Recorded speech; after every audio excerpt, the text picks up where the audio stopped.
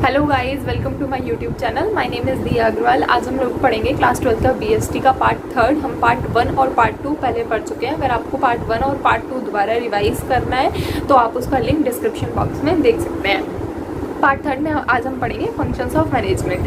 Functions of management का मतलब क्या होता है कि हम अपने ऑर्गेनाइजेशन में मैनेजमेंट को किस प्रोसेस के थ्रू लेकर आते हैं। तो मैनेजमेंट प्रोसेस होते हैं कुछ मैनेजमेंट के 5 तरह के प्रोसेस होते हैं। First is planning, second is organising, third is staffing, और fourth is control directing and fifth is controlling. Planning क्या होता है? प्लानिंग मतलब होता है refers to thinking about beforehand. Planning मतलब होता है कि किसी फ्यूचर कोर्स ऑफ एक्शन को करने से पहले उसके बारे में सोचना, अच्छे से प्लान करना कि हम फ्यूचर में क्या करेंगे जिससे कि जो हमारा डिज़ायर्ड रिजल्ट है उसको हम अचीव कर सकें।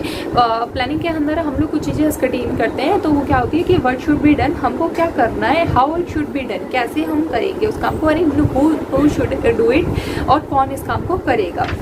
ये सारे ये हमारा जो ऑब्जेक्टिव है, हमारा जो बिजनेस का ऑब्जेक्टिव है, हमको जो डिज़ायर्ड रिजल्ट अचीव करना है, ये हम सारा कुछ प्लानिंग के फर्स्ट स्टेज में ही कर लेते हैं। हमारा प्लानिंग का एक थोड़ा लॉन्ग प्रोसेस होता है। उसमें कौन कौन से स्टेप्स लिए जाते हैं? फर्स्ट इज सेटिंग ऑब्जेक्टिव, जिसमें हम ऑब्जेक्टिव सेट करते हैं। सेकेंड इज डेवलपिंग प्रीमाइसेस, उसमें हम प्रीमाइसेस सेट करते हैं कि ये हमारे प्रीमाइसेस होंगे, यहाँ ये काम होगा। Fourth is identifying the alternative course of action. कोई एक कोर्स ऑफ एक्शन तो आता नहीं है। जब हम सोचते हैं तो हमारे माइंड में कई सारे आइडियाज़ आते हैं, ठीक है। तो हम आइडेंटिफाई करेंगे उन सारे आइडियाज़ को, फिर इवेल्युएट करेंगे, उनमें से जो हमको सही लगेंगे वो निकालेंगे। फिर हम उनमें से कोई सा एक या दो जो भी हमको सही लगेगा हम उसको सेलेक्ट करेंगे, select an alternative.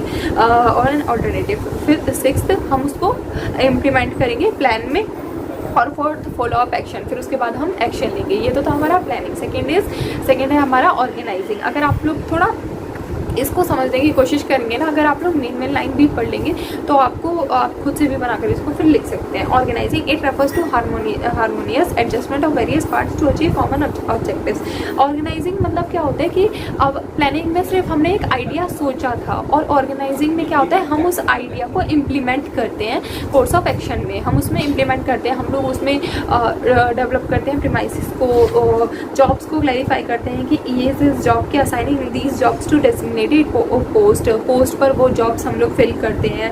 Activities divide करते हैं, डिपार्टमेंटलाइज हेड डिवाइड करते हैं कि हमारा परचेज होगा या हमारा सेल्स डिपार्टमेंट होगा, इस तरीके से। तो कौन कौन से इसमें हमारे स्टेप्स आते हैं? ऑर्गेनाइजिंग में हमारे आते हैं identification and division of work. हम लोग पहले आइडेंटिफाई करते हैं कि हमारा ये काम होंगे, फिर उसके बाद हम काम को बांट देते हैं, division of work. Second is departmentalisation की हमारा परचेज डिपार्टमेंट है, हमारा सेल्स डिपार्टमेंट है, हमारा रेवेन्यू डिपार्टमेंट है। Third is assignment of duties को असाइन करते हैं कि ये वाली ड्यूटीज़ ऐसे होगी। And fourth is establishing reporting relations. फिर उसमें हम लोग रिलेशंस को एस्टेब्लिश करते हैं। ये था हमारा ऑर्गेनाइजिंग। थर्ड है हमारा स्टाफिंग। स्टाफिंग मतलब क्या होता है कि पहले हमने ऑर्गेनाइजिंग में वो जॉब्स डिज़ाइन कर ली थी कि ये जॉब्स होंगी। अब स्टाफिंग में मतलब क्या होता है उन जॉब्स पर लोगों को रखना, स्टाफ लेकर आना। It refers to filling and keeping filled the post with people. Post को लोगों के साथ फिल करना। प्लानिंग में हम लोग ने क्या पढ़ा था कि हम लोग एक आइडिया को शेप देते हैं, रिटर्न शेप देते हैं। ऑर्गेनाइजिंग में हम उस ऑब्जेक्टिव को कन्वर्ट करते हैं रियलिटी में, ठीक है। और ऑर्गेनाइजिंग में क्या करते हैं हम लोग? स्टाफ करते हैं, हम लोग पीपल को उन जॉब्स पर रखते हैं जो जॉब्स हमने परफॉर्म्ड करनी है, ठीक है। तो हमारे स्टाफिंग के फंक्शंस क्या होते हैं? Estimating the man power requirement, कितनी हमको मैन पावर, कितनी हमें ह्यूमन्स की रिक्वायरमेंट है उनको हम एस्टिमेट करते हैं। सेकेंड हमारा रिक्रूटमेंट, फिर हम लोग रिक्रूटमेंट करना स्टार्ट करते हैं। फिर हमारा थर्ड होता है सिलेक्शन, हम उनमें से सिलेक्शन करते हैं। फिर उसके बाद हम उन्हें प्लेसमेंट और ओरिएंटेशन प्रोवाइड करते हैं। फिर उनकी training and development. Six is performance appraisal. Seventh is promotion and career planning. And eight is compensation. ये सारे ही पॉइंट्स बहुत इंपॉर्टेंट है। एग्जाम्स में आपका यहाँ से कहीं से भी बीच में से उठ के आ जाएगा। मोस्टली एनसीईआरटी में से ही आता है। अगर आप लोग अच्छे से पढ़ेंगे तो आपको इतना हार्ड नहीं लगेगा।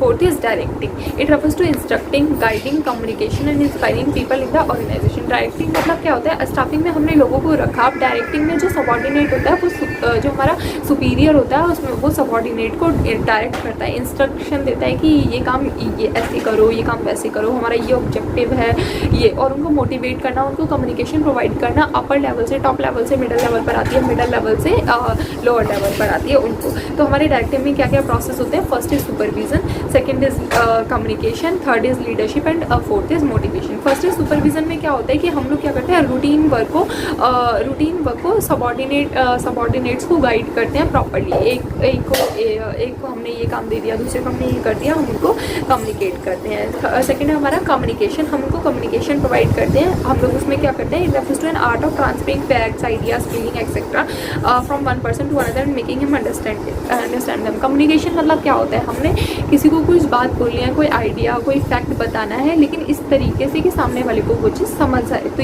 ये हम उसमें कम्युनिकेशन प्रोवाइड करते हैं। Third is leadership, refers to influencing others in such a manner to do what the leader wants them to do. Leadership मतलब क्या होता है? लीडरशिप मतलब होता है एक पर्टिकुलर पर्सन को इन्फ्लुएंस करना इस तरीके से कि वो काम हमारे मुताबिक करें, उसका काम भी होगा और वो हमारे मुताबिक भी होगा। फोर्थ इज मोटिवेशन, मोटिवेशन मतलब क्या होता है कि लोगों को काम करने के लिए एक्साइट करना, ये नहीं कि वो अपना काम कर रहे हैं और बहुत ही बोरिंग तरीके से कर रहे हैं, उनको मोटिवेशन प्रोवाइड करना कि अगर आप ये करोगे तो आपका प्रमोशन हो सकता है, आपको ये रिकॉग्निशन प्रोवाइड करी जाएगी। इस सब का मतलब होता है मोटिवेशन। जैसे और मोटिवेशन में भी दो तरह की चीज़ आती है, मॉनिटरी और नॉन मॉनिटरी। मॉनिटरी में हम लोग क्या करते हैं, कुछ एक्स्ट्रा इंसेंटिव उनको प्रोवाइड करते हैं, तो ये उनका एक मॉनिटरी मोटिवेशन हो जाता है। नॉन मॉनिटरी में होता है उनको कुछ गिफ्ट्स देना, ये सब पर्क्स वगैरह देना, तो ये हमारा आ जाता है नॉन मॉनिटरी में। फिफ्थ इज कंट्रोलिंग, कंट्रोलिंग मतलब क्या होता है, refers to bringing the actual results closer to the desired results. जो हमारा एक्चुअल रिजल्ट निकल कर आता है उसको हम डिजायर्ड रिजल्ट के साथ इंक्लूड करते हैं। ये हमारे 5 प्रोसेस है, planning, organising, staffing, directing and controlling. हम लोग पढ़ते हैं coordination. What is coordination and importance of coordination. Coordination क्या होता है? Coordination is the sense of management for the achievement of harmony of individual efforts toward the accomplishment of group goal. Coordination मतलब होता है कि सबको साथ मिलकर चलना और एक इंडिविजुअल के गोल को ग्रुप गोल को ये अकम्प्लिशमेंट में बनाना। मतलब जो इंडिविजुअल का गोल है ना, वो ये बन जाए कि हमारा जो ग्रुप गोल है हमें उसे पूरा करना है, तो इससे क्या होगा, इंडिविजुअल का भी गोल पूरा हो जाएगा और हमारा ऑर्गेनाइजेशन का ग्रुप गोल भी पूरा हो जाएगा। तो ये हमारा होता है कोऑर्डिनेशन। कोऑर्डिनेशन के कैरेक्टरिस्टिक्स क्या होते हैं? कोऑर्डिनेशन इंटीग्रेट ग्रुप एफर्ट, भाई हर इंडिविजुअल का एफर्ट पूरे ग्रुप गोल को पूरा करने में लग जाएगा, तो वो जो होगा वो इंटीग्रेट करेगा उसको, तो coordination integrates group effort. Coordinate ensures unity of action, unity of action मतलब क्या होता है, सब साथ मिलकर एक एक्शन लेते हैं, तो उसको बोलते हैं coordination ensures unity of action. Third is coordination is a continuous process. Coordination जो है वह कंटिन्यूअस प्रोसेस है, वो हमेशा चलता रहना चाहिए।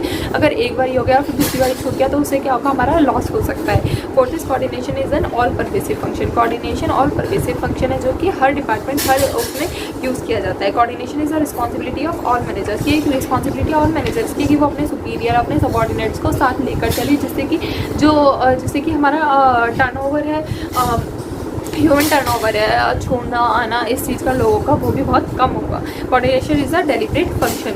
अब हमारा आता है इंपॉर्टेंस ऑफ कोऑर्डिनेशन। इंपॉर्टेंस क्यों है कोऑर्डिनेशन की? Size of the first is size of the organisation. Day to day हमारा जो ऑर्गेनाइजेशन का साइज़ है वो बढ़ता जा रहा है, उसमें चाहे वर्कर्स हो, चाहे हमारी सेल्स हो, परचेज हो, वो बढ़ता जा रहा है, तो इसके लिए हमारा कोऑर्डिनेशन ज़रूरी है कि सबको, सारे एम्प्लॉयज़ का सबका ऑब्जेक्टिव जो है वो सेम होना चाहिए। फिर फंक्शनल डिफरेंशिएशन में क्या होता है कि हमारा परचेज डिपार्टमेंट का ऑब्जेक्टिव अलग होता है, सेल्स डिपार्टमेंट का सेक्शन वो अलग होता है, तो वो एक होना चाहिए। स्पेशलाइजेशन क्या होता है कि हर पर्सन ये चाहता है कि उसका अपना स्पेशलाइजेशन मतलब होता है कि हर इंसान को जो है उसके इंटरेस्ट के हिसाब से उसको वहाँ पर बैठा जाए, तो वो काम अच्छा करेगा और कंपनी के साथ बना रहेगा। हमारा फोर्थ है इंटरडिपेंडेंस ऑफ डिफरेंट प्रोसेस। हमारी जो डिपेंडेंस है औरों पर वो थोड़ी बनी रहनी चाहिए, जिससे कि क्या होगा कि वो कोऑर्डिनेट होकर चलेंगे एक दूसरे के साथ। ये था हमारा पार्ट 3। हमारा इसमें पार्ट 3 में हमारा चैप्टर 1 कंप्लीट हो चुका है। आपको तीनों इस चैप्टर में तीनों ही देखने को मिल जाएंगे, पार्ट 1, पार्ट 2 और पार्ट 3 पूरा चैप्टर कंप्लीट हो चुका है।